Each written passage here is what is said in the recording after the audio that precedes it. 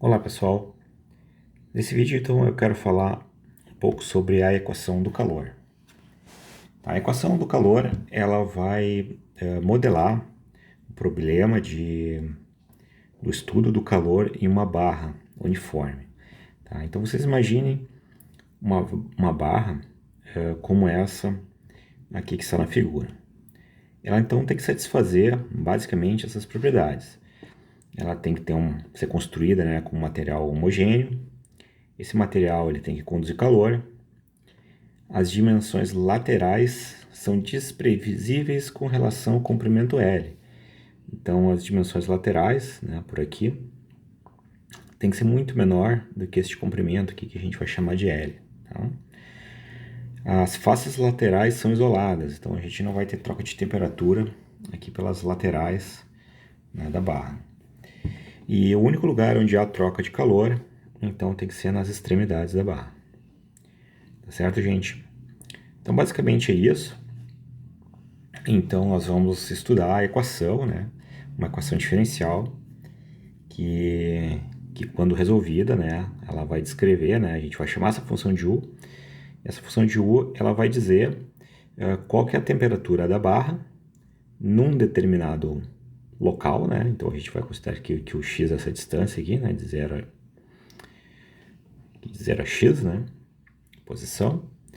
E também em qual tempo a gente está, né? Porque vocês pensam que essa barra, né? Inicialmente ela pode estar aquecida e se a gente tem perda de calor aqui nas extremidades, conforme passar o tempo, né? A tendência é que tudo isso daqui vire zero, né? Ou vamos supondo que aqui seja zero, né? Nas duas extremidades, que toda ela fique zero. Então essa função U aqui, ela vai depender do espaço e do tempo. Tá legal, gente? Bom, a equação diferencial que modela esse problema é essa daqui. Derivada de U com relação ao tempo é igual a uma constante que multiplica a derivada segunda de U com relação a x. Essa constante é a constante de difusividade térmica. Tá? Então ela depende, né? O valor dela vai depender de que material é feito a barra. Tá? E a propósito, né, essa equação aqui também a gente consegue deduzir ela. Se a gente pegar as propriedades físicas, né, e fizer um estudo, né, a gente chega nessa equaçãozinha aqui. Só que o nosso propósito aqui é resolver essa equação diferencial e para isso então utilizar o método de separação de variáveis, tá? Um caráter um pouco mais matemático, assim, né, mais de resolução mesmo. Tá certo? Bom, então nós vamos aqui já para o nosso exemplo. Aqui está na outra página. Aqui. E então nós vamos fazer o seguinte, ó. Nós temos a nossa barrinha, né? Então vou fazer aqui a barrinha, check que não tem o desenho da barrinha. Temos a barrinha aqui assim. E a gente vai supor então que nessa extremidade aqui, ó, eu vou fazer assim, ó. Deixa eu fazer aqui a barrinha um pouquinho melhor. Aqui a nossa barrinha. Então a gente vai ter o seguinte, ó. Quando x for zero, ó, quando x for zero, então a minha temperatura vai ser zero.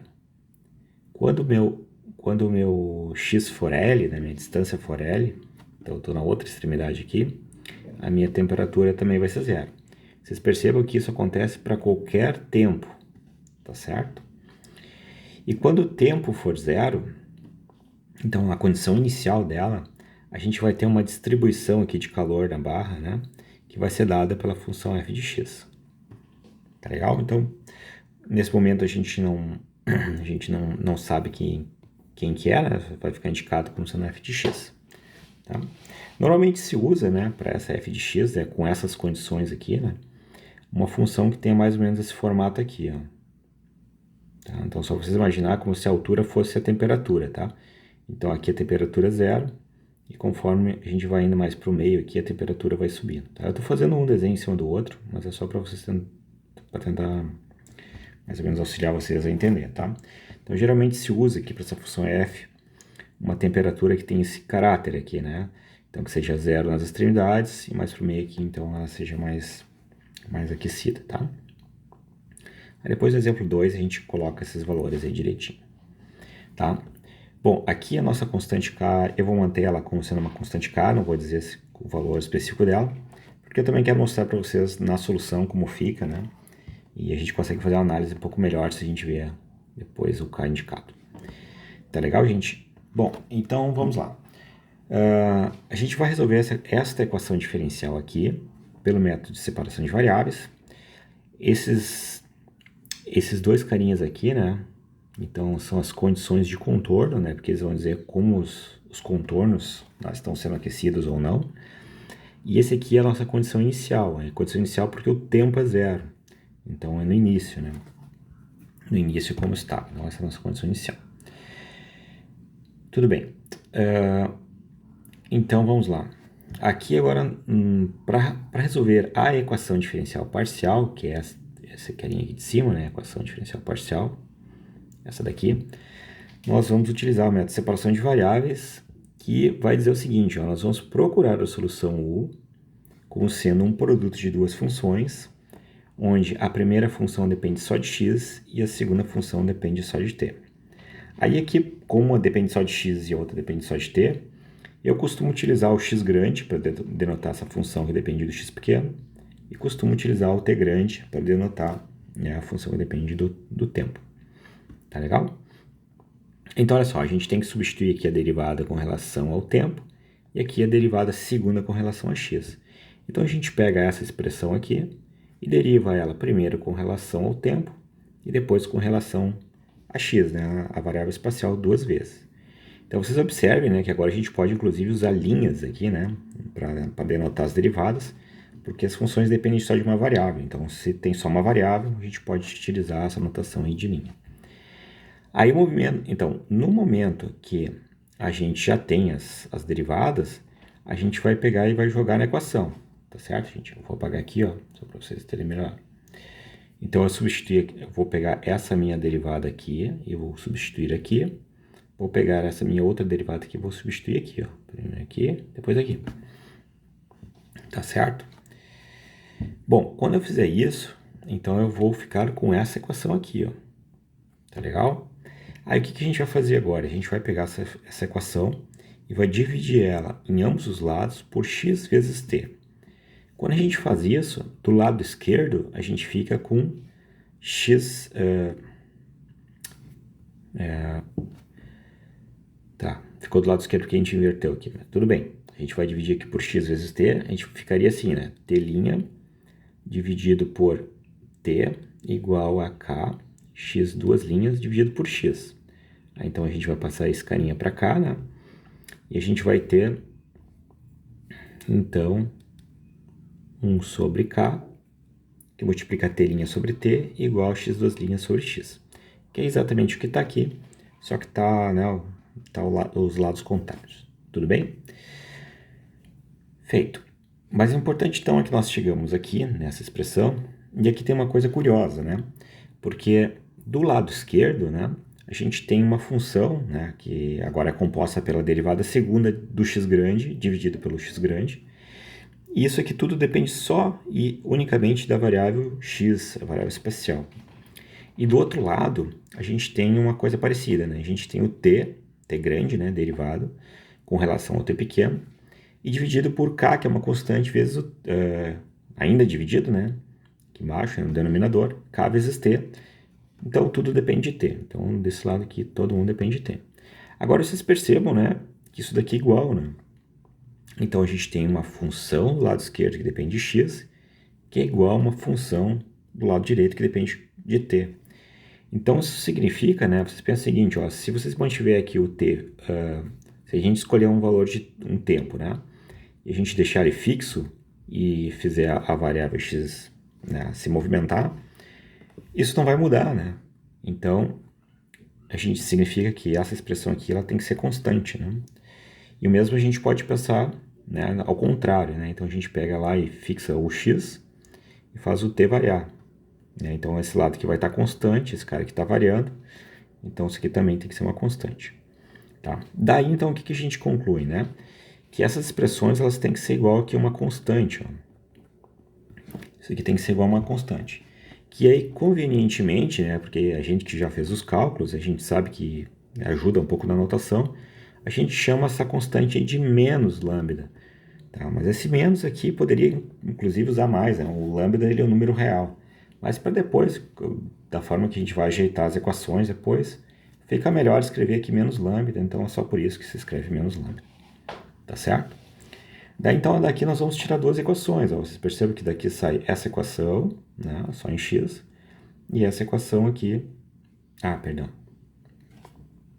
Sai essa equação aqui, que é igual a essa, e também vai sair uma equação assim, ó, que está mais para baixo ali, logo em seguida tem, a gente vai ver que é t' dividido por k vezes t igual a menos lambda, tá? Então a gente vai ter essa equação aqui e essa equação aqui. E a gente vai ter que, digamos assim, resolver as duas, tá? Então só para a gente começar a já fixar as ideias, né? Quando a gente resolve essa equação aqui, tá? A gente vai encontrar o x de x. Quando a gente resolver essa aqui, né? A ideia é essa, né? A gente vai encontrar o t de t. Lembrando que a nossa tentativa inicial é, né, procurar a nossa função temperatura como sendo esse x de x vezes o t de t. Tá? Essa é a nossa tentativa inicial. Vocês vão ver que nem tudo ocorre como a gente quer, assim, né, inicialmente, mas a gente consegue ajeitar. Tá? Então vamos nos concentrar aqui nessa equação, tá? Nessa equação aqui em x. Então, né, dessa parte aqui, né, considerando essa igualdade aqui, a gente chega nessa equação diferencial. Vocês percebem que agora nós temos uma equação diferencial ordinária, de segunda ordem, com coeficientes constantes e homogênea. Então essa daqui a gente vai saber resolver se a gente souber, né, as condições de contorno. E a gente sabe porque o que a gente faz agora é o seguinte, ó, a gente vai pegar a nossa primeira condição de contorno, né, vai substituir o u por x e t, e vai concluir então que o x em zero tem que ser zero. Da mesma forma, a gente vai fazer com a outra condição de contorno. A gente tem que o u aplicado em LT, né, vai ser igual a x em L vezes o t em t, então isso aqui está variando, né? Isso tem que ser zero, então a gente precisa necessariamente que o x em L seja zero. Tá? Eu acho que eu fui um pouco rápido aqui, né? Mas só para falar novamente, ó, aqui é a mesma coisa. Tu tem o u aplicado em 0 e t tem que ser zero. Então significa que x grande, né, aplicado em 0, que multiplica t grande aplicado em t qualquer tem que ser zero. Então para isso daqui ser zero, né, gente, ó, para isso daqui ser zero, a gente não vai dizer, não cabe dizer que o t, essa função aqui, se a gente diz que essa função é zero para todo t, a gente vai estar dizendo que o u de xt, que a gente está procurando, que é x de x vezes t de t, é igual a zero sempre, né? E a gente não quer a solução trivial, né? A solução trivial é quando é igual a zero, né? Então a gente vai supor que esse cara aqui é diferente de zero, né? E vai concluir que o x em zero é igual a zero, tá? A gente sempre tenta procurar soluções não nulas, né? Porque essa equação diferencial parcial que a gente está resolvendo, né? O u derivado com relação a t igual a k, u de xx, ele aceita como solução u aplicado u de xt igual a zero. Né? Isso aqui satisfaz a equação diferencial. Mas essa solução não é interessante para nós, né? E no mais, ela satisfaz a equação diferencial, mas não vai satisfazer a condição inicial, tá? Bom, então, o que eu quero dizer então é que a gente tem aqui uma EDO e a gente vai ter uma e duas condições de contorno para essa EDO. E aqui então nós temos este novo problema aqui, tá? Isso nós estamos fazendo para a variável x, né? Mas quando a gente for analisar isso daqui, ó, né, a gente vai ter algo bastante similar, tá bom? Bom, agora uma vez que a gente tem este problema aqui, né, que é uma equação diferencial com condições de contorno, né, a gente observa que ele é um problema de Sturmoville. Na verdade, ele é um caso particular, né, do Sturmoville. E aqui, então, o que a gente faz, né? Bom, a primeira coisa, né, o problema de Sturmoville ele vai te garantir que desse problema aqui, né, vai sair um conjunto de autofunções que são ortogonais com relação a um certo produto interno. Tá? Então, eu não vou entrar em detalhes porque a gente já fez um vídeo sobre isso, e aí eu convido quem não lembra a assistir esse vídeo. Tá? Mas o que a gente tem que fazer aqui basicamente é determinar para quais valores de lambda, né, nós temos soluções aqui que não são nulas, soluções não triviais. Tá? Bom, então a gente vai analisar cada caso. Né? Aqui eu coloquei um resumo, porque isso já foi feito, né, no outro vídeo. Então a gente vai ter assim, ó, quando o lambda for negativo, então a gente vai ter somente a solução nula, que satisfaz essas condições. Então daqui nada vai nos interessar.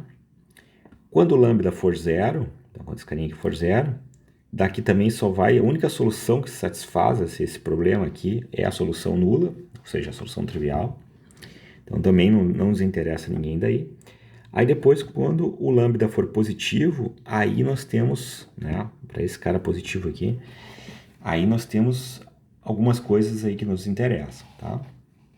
Então cabe destacar que não é para todo lambda positivo, mas para alguns deles, né? Então a gente faz os cálculos aí e descobre que para estes lambdas aqui, que nós chamamos de autovalores, nós geramos essas funções aqui, né, que são soluções, né, esses caras aqui são soluções dessa equação diferencial ordinária, esse problema de valor de contorno.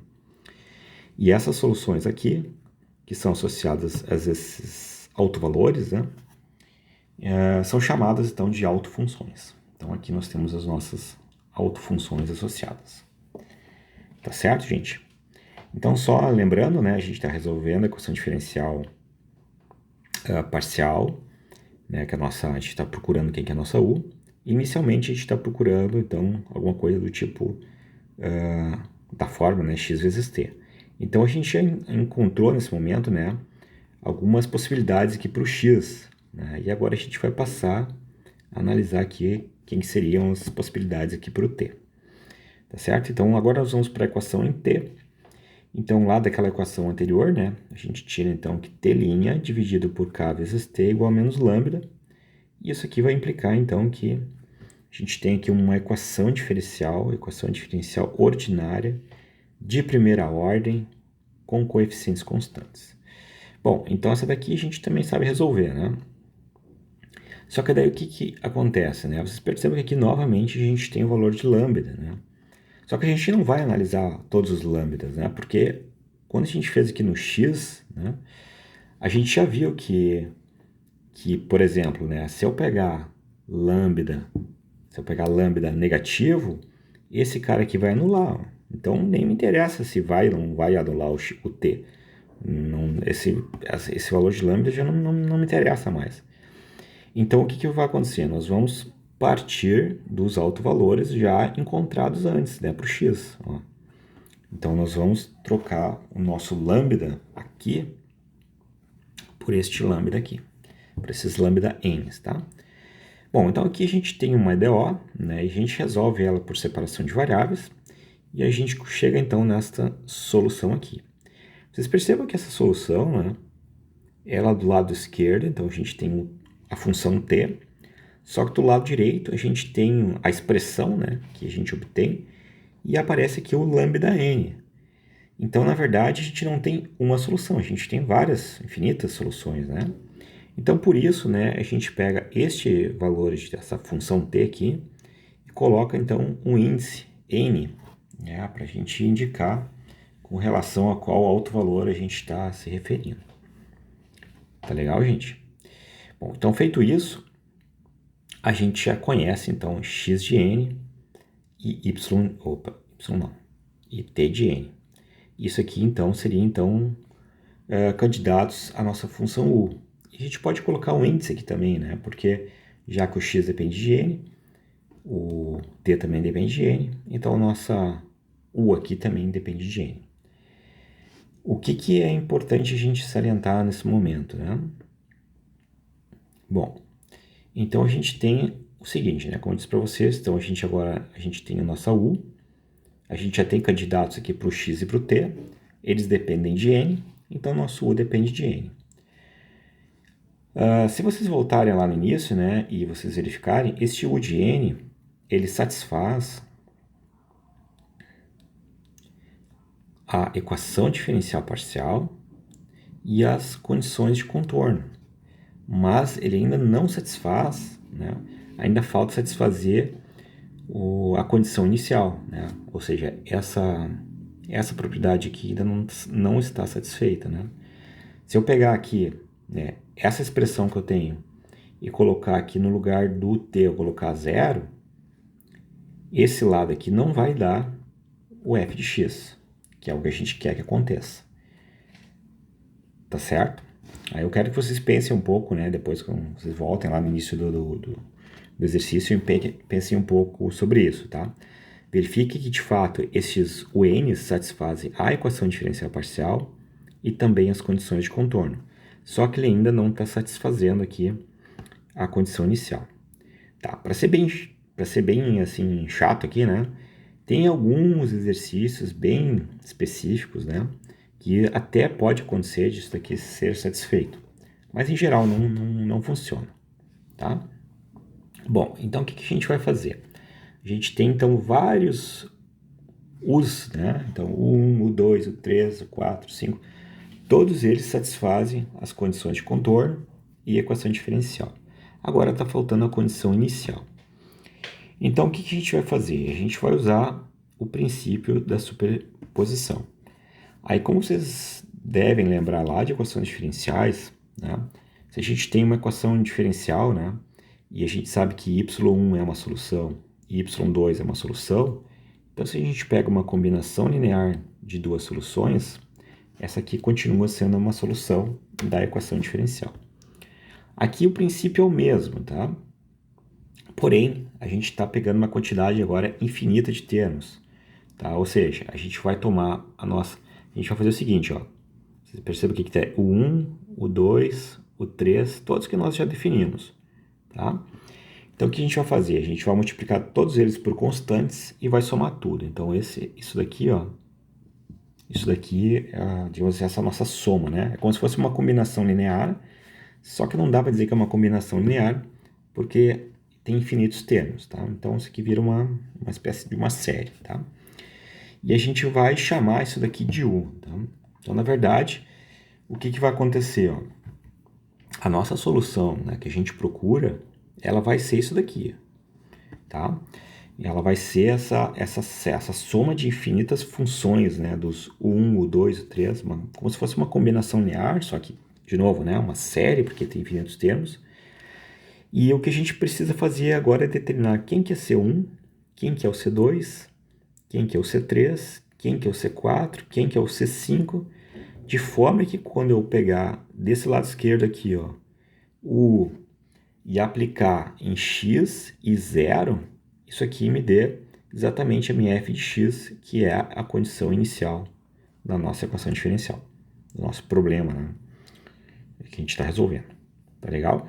Então agora a nossa questão aqui é descobrir quem são esses coeficientes. Tá certo, gente? Bom, então vamos lá. Então aqui eu só repeti, né? Ó, só está repetida aqui a equação. Então agora, só para ficar bem claro, né? Ó, por exemplo, o U1 ele é o nosso x1 vezes o t1. O U2 é o x2 vezes o t2 e assim por diante. Tá? Bom, então aqui eu já coloquei com cores diferentes, né? Para tentar destacar direitinho o que vai acontecer, tá? Então agora eu coloquei aqui, ó, quem que é o x1 e quem que é o t1, tá? E o mesmo fiz para os outros, ó, quem que é o x2 e quem que é o t2. E assim por diante. Vocês percebam que isso daqui é a mesma coisa que isso aqui, que é a mesma coisa que isso aqui, que é a mesma coisa que isso daqui. Tudo igual, tá? Bom, aí então a gente ainda está na busca pelos coeficientes, né? Eu quero saber quem são esses coeficientes, né? De tal forma que quando eu pegar este cara aqui e aplicar no tempo zero, isso aqui tem que dar f de x. Certo? Agora, o que acontece? Quando eu fizer o tempo igual a zero, deixa eu apagar aqui para ficar mais fácil para vocês verem. Ó, quando eu fizer o t igual a zero, aqui vai virar zero, aqui vai virar zero, aqui vai virar zero, zero, zero. Então, tudo que está em vermelho são exponenciais e no expoente, né, a gente tem o t. Se o t é zero, então tudo isso que está em vermelho vai virar 1. A gente vai ficar, então, exatamente com, do lado esquerdo, o u aplicado em x e 0, que é o f de x, e por isso que aqui eu escrevo f de x, na verdade aqui, né, antes, tá? E do lado direito da equação, então a gente vai ficar com os c's, né, multiplicado pelos x, né? Basicamente é isso. Bom, então agora a gente tem que descobrir quem que são esses c's aí, tá? Aí o que que acontece? Ó? Aqui a gente tem duas formas de pensar que são a mesma coisa, elas vêm do mesmo lugar, tá?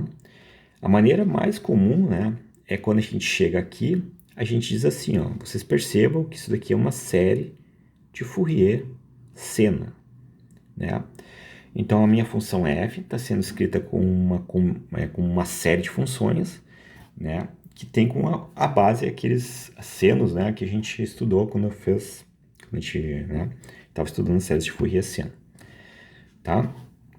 Bom, se a gente observar isso, aí tá tranquilo, né? Porque o que acontece, né? Se a gente sabe isso, né, se a gente considera que isso aqui é uma série de Fourier seno, então a gente sabe como se calculam os coeficientes CN, que os coeficientes CN são dados exatamente por isso daqui, né? 2 sobre L, integral de 0 a L, a função f vezes o seno de nπx sobre L dx, para todo n inteiro não negativo. Tá legal, gente? Só que daí o que acontece? Quando a gente estuda a série de Fourier, série de Fourier seno, série de Fourier cosseno, a gente ainda não fala, né, de onde vêm as bases, né, e por que são conjuntos ortogonais, né, então ou vai falando ao mesmo tempo, né, a gente não entra tão em detalhes, né. Mas o que acontece é que a série de Fourier, e a série de Fourier seno e a série de Fourier cosseno, elas também são, digamos assim, construídas a partir de conjuntos de funções que são, na verdade, conjunto de autofunções, né, que são ortogonais. E todas elas vêm do problema de Sturm-Liouville, tá? Então, apesar de a gente estudar antes, né, a gente estuda primeiro as séries de Fourier e depois a gente tenta generalizar e olhar o problema de Sturm-Liouville, a série de Fourier também é um problema de Sturm-Liouville, tá? Então aqui a gente pode fazer de duas formas. Ou a gente identifica, né, que nesse exemplo, por acaso, né, aconteceu que isso aqui é uma série de Fourier seno que a gente conhece, sabe como são os coeficientes. Então a gente pode simplesmente aqui aplicar, né, a fórmula e deu, descobrimos quem são os coeficientes, está resolvido o problema. Ou senão, a gente pode fazer como a teoria diz, né? Então, o que seria aqui no caso, né? Nós teríamos o conjunto de funções, seria seno de nπx sobre L, né? Então a gente tem um conjunto de autofunções, né? Onde cada autofunção tem esse formato aqui para n igual a 1, 2, 3 e assim por diante, né? Então o que a gente faz, né? A gente pega a série, por exemplo, aqui a gente vai tentar calcular o coeficiente Cn, tá? Então aqui está o coeficiente Cn, tá? Então o que a gente vai fazer? A gente multiplica toda a série por seno, bem por essa expressão que está aqui, ó. A gente multiplica toda a série por seno de nπx sobre L, que é exatamente o que a gente quer calcular aqui, ó. Tá, vamos de novo. Deixa eu voltar aqui, fica mais fácil. Ó, digamos que aqui eu quero calcular esse cara aqui, ó. Tá? O que eu vou fazer? Eu vou pegar esta autofunção que está aqui do lado dele e vou multiplicar toda a série por ele. Toda a série por ele. Depois que eu multiplicar, eu integro. Tá? Por que eu faço isso, né? Porque o fato de ser ortogonal vai fazer com que todos os termos se anulem, né? Com exceção desse aqui, ó, que a gente vai ter duas autofunções aqui iguais. Né? Tá certo? Então vai tudo se anular. Na verdade vai ficar aqui do lado esquerdo, né? Vai ficar isso daqui. E vocês percebem que quando a gente isolar o Cn, ó, o Cn daqui, ó, ele vai ficar igual a essa integral aqui, dividida por essa daqui. Ó. Tá certo?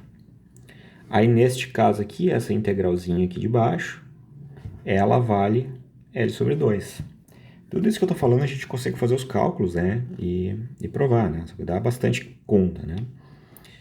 Tá certo? E aí depois, então, se a gente fizer isso, a gente recai novamente, né, nos coeficientes da série de Fourier seno. Tá? Como eu disse para vocês, vem do mesmo lugar, né? É só a maneira com que a gente vai abordar aqui diferente. Bom, feito isso, então a gente agora substitui, né? Então, tendo em mente que os CN são calculados assim, ó, Então a gente vem substituir eles aqui, ó, que era só o que faltava, né? Tá certo? Então agora este u aqui, ele satisfaz a equação diferencial parcial, ele satisfaz as condições de contorno e ele satisfaz também a condição inicial. Então isso daqui é a solução do nosso problema. Tá legal, gente? Deixa eu ver aqui na outra página, eu ainda coloquei mais um exemplo, né? Que eu queria fazer alguns gráficos, pelo menos um gráfico para vocês verem, né? E então aqui nesse exemplo 2, eu dei alguns valores, né? Então eu disse que o L é 2, eu fiz aqui que o K, né, a constante que é de fusão, ele vale 1, e a nossa f de x, né, f de x, então é x que multiplica 2 menos x, tá? Que tá aqui, inclusive, tá? Tá legal, gente? Bom, então olha só, a gente volta aqui para a solução que nós tínhamos antes, né, basicamente igual, só que agora aqui no lugar do L está o 2, né? O coeficiente K que estava aqui, agora eles, digamos assim, sumiu, né, porque ele é 1. E o que mais que a gente tem aqui? A f de x também, a f de x, né, na verdade, ela aparece no cálculo, né, ela está aqui dentro das constantes, né? Quando a gente calcular as constantes, a gente precisa dessa função f de x aqui para determinar as constantes, tá? Então, olha só, substituindo aqui, ó, para a gente encontrar quem são os CNs, então no lugar do f a gente coloca x, que multiplica 2 menos x, e aplica a fórmula, certo? E a gente, neste caso aqui, nesse exemplo, né, a gente cai com uma expressão até bem amigável, né, para o CN, então a gente vem e substitui aqui na equação diferencial. Então agora, este carinha aqui, né, é a solução exata, né, deste problema aqui de cima, né, que tá aqui, ó, é quase a mesma equação de antes, com o coeficiente 1, as mesmas condições de contorno, agora supondo que o L é igual a 2, e agora definindo quem que é a nossa f de x, tá certo? Agora, como a gente tem os valores, né, de L, do K e também da função f, né, então a gente agora tem a solução, uma solução que a gente pode fazer inclusive um gráfico. Bom, aí quando a gente vai fazer o gráfico, também tem que chamar a atenção numa coisa, né? A gente tem aqui uma série de funções, né? Vocês tentem sempre lembrar, gente, que quando a gente tem uma série, tá? Eu vou colocar assim, ó, vou botar aqui, ó, o u de xt, ele é igual ao limite, quando o n tende ao infinito, do somatório do nzinho variando de 1 até o n grande. E aqui é a mesma expressão, tá? A mesma expressão que está aqui dentro. Então, o que eu quero dizer é o seguinte, ó, esse u aqui, ele é um limite das somas parciais, tá? Isso aqui é bem importante de entender, né? Então, o que isso aqui está dizendo? Que a gente vai pegar essa série aqui e vai começar a olhar ela termo a termo, digamos assim, as somas parciais, né? Então, primeiro a gente vai olhar só com um termo, depois a soma dos 2 primeiros termos, 3 primeiros termos, e assim por diante. O u é o limite, é para onde essas funções estão se aproximando, né? Vocês percebem quando a gente faz n igual a 1, n igual a 2, n igual a 3, né? Na verdade aqui o n grande, né? A gente faz a variação aqui, por exemplo, ó, séries truncadas, é isso que eu estou dizendo. Deixa eu apagar aqui, ó. A gente pega essa soma, em vez de fazer de 1, ao invés de fazer de 1 até infinito, a gente faz de 1 até 1, tá? Mesma expressão aqui. Então a gente vai ter uma soma parcial, a gente vai ter um S1. Quando a gente fizer a soma dos 2 primeiros termos, então a gente vai ter uma soma parcial com 2 termos. Aí depois, quando a gente tiver 3 termos, a gente vai ter uma soma parcial de 3 termos. Tá? E assim por diante. E o U é o limite, né? O limite do SN. Esse aqui é o nosso U. Tá legal? Então, quando a gente vai fazer o gráfico, né? Por que eu tô falando tudo isso, né? Quando a gente vai fazer gráfico de funções desse tipo aqui no computador, a gente não vai conseguir lá dizer assim, faz até o infinito. O computador não vai entender isso. Então, o que a gente vai fazer? A gente vai pegar, vai substituir isso daqui por um número que a gente acha adequado. Então, nesse caso aqui, eu estabeleci 5. Tá? Eu fiz alguns testes e a gente pode perceber que essa série aqui, ela converge, né? Ela já tem... Não é que ela converge, ela já fica muito próximo da solução real, com poucos termos. Então, se eu pegar aqui se eu fizer a soma dos 5 primeiros termos, exatamente como está aqui, ó, ou se eu pegar aqui, por exemplo, 10 termos, né, e fizer o gráfico dos dois, a gente vai ver que a olho nu a gente nem enxerga a diferença. Tá? É claro que aqui, quando a gente está fazendo, né, a gente vai testar alguns, né, e enfim, né. O fato é que aqui, né, só para ilustrar, eu fiz então a soma dos 5 primeiros termos, e já é muito próximo da solução final. E aqui embaixo eu coloco então para vocês os gráficos, né, dessa expressão aqui, da soma parcial dos 5 primeiros termos, que é muito parecida com essa daqui. A gente pode argumentar isso de algumas maneiras, né? E aqui eu coloco então duas formas de fazer o gráfico, tá? Essa daqui particularmente eu gosto mais, né? Que então a gente coloca para cá a variação do tempo, aqui a variação da variável espacial, né? Na verdade ela está daqui para cá, ó. Começa daqui e vem para cá, aqui é o tempo. E aí a gente pode pensar o seguinte, ó, quando o tempo for zero, então eu estou aqui, né, eu tenho que ter, né, bem aqui, ó, bem aqui assim, ó, eu tenho que ter a minha função f de x, que é igual a x, 2 menos x, tá? E pelo gráfico aqui parece que é verdade. Vocês não, aqui está aparecendo 1.2, né, aí tem que verificar ali quanto que é o máximo, né? Mas aqui pode ser só uma escala, não está dizendo que aqui exatamente é o máximo, né? Aqui pode ser só uma medida, né? Tá, não, esse 1.2 não quer dizer necessariamente que é o máximo aqui nessa altura, tá certo, gente? E aí depois, conforme vai, aí vocês pensam o seguinte, ó, isso aqui é a temperatura da barra, né? E a barra, ela tá perdendo temperatura pelos extremos aqui, tanto no x igual a 2, quanto x igual a 0, né? Então a tendência é que conforme o tempo for passando, né, essa temperatura ela vai caindo, né, até ficar muito próxima aí de zero. Tá certo? Uma outra forma de fazer o gráfico, né, de esboçar isso daí, é dessa maneira aqui, ó. Então a gente faz como se fosse no plano, né? Então a gente vai colocar aqui a localização de x e do tempo, né? E em cada pontinho a gente vai dizer qual que é a temperatura relativa usando uma escala de cores, tá? Então, por exemplo, ó, quando o tempo é zero, a gente está aqui, ó. A gente está aqui. Então, quando a gente está aqui, então esse aqui seria o tamanho, exatamente o tamanho da barra. Nos extremos da barra, a gente sabe que era zero. Depois ela aquecia, né? Ela ficava mais aquecida no meio e menos aquecida para as extremidades.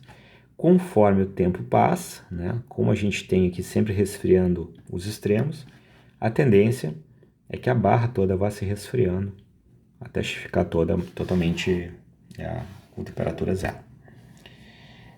Tá legal, gente? Espero ter ajudado vocês. Nos falamos aí no próximo vídeo. Um abraço a todos.